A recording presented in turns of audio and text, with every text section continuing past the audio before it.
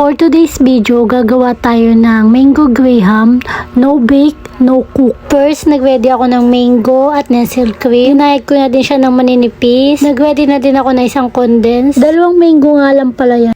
At planggana. Charot.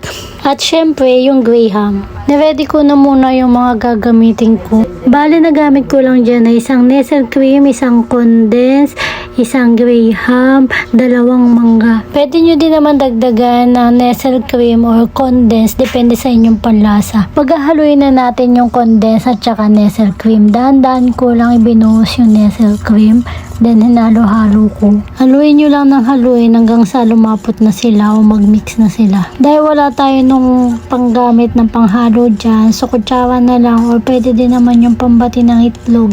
Mamaya yun ang gagamitin ko. Nagastos ko lang dyan, nasa 200 plus. Napamahal lang ako kasi sa mangga. Yung mangga kasi nabili ko, 70 isa.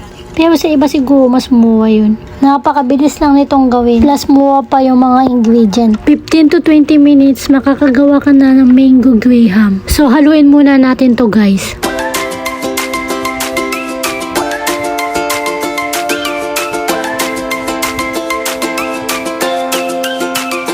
Pwede na yan guys, iset na natin yung graham sa lagayan.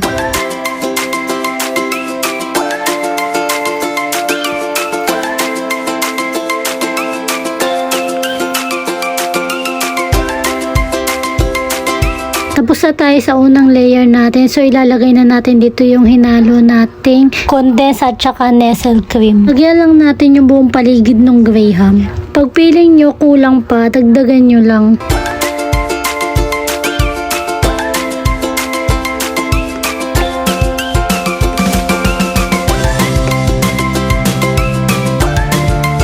After nya, nilagyan ko na ng cracked graham para mas makapal yung base natin bago natin ilagay yung mango. Nilagyan ko din yung mga gilid-gilid para pantay yung tabi-tabi niya.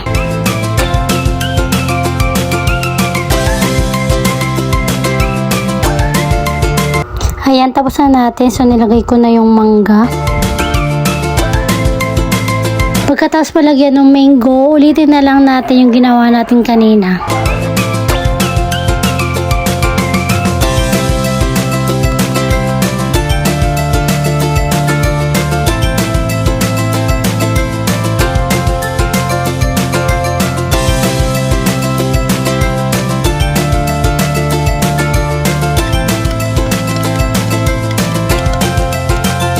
Nasa finishing na tayo. Lalagyan ko na lang yan ng mangga. Then tapos na. Pwede nang ilagay sa ref. Thank you for watching.